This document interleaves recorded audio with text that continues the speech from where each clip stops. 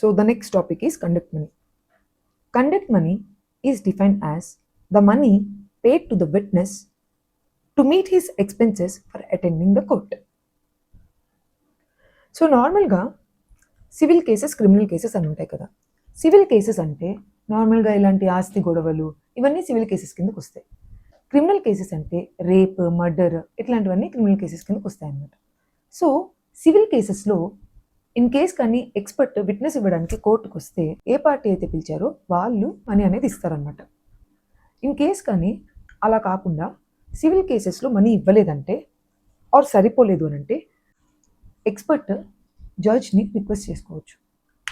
So judge decide చేస్తారనమాట ఎంత ఇవ్వాలి అనేది. క్రిమినల్ కేసెస్లో కోర్ట్ ఎటువంటి కండక్ట్ మనీ అనేది ప్రొవైడ్ చేయదన్నమాట డాక్టర్స్కి. అయినా కూడా డాక్టర్స్ వాళ్ళ యొక్క బాధ్యతగా భావించి కోర్టుకి వెళ్ళి విట్నెస్ ఇవ్వాలి.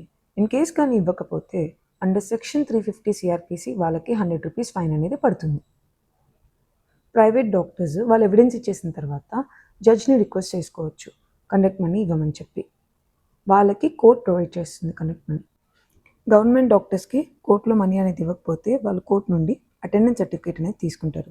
ఇది వాళ్ళు వర్క్ చేసే గవర్నమెంట్ ఆఫీసెస్లో చూపిస్తే వాళ్ళకి కండక్ట్ మనీ ఇస్తారు.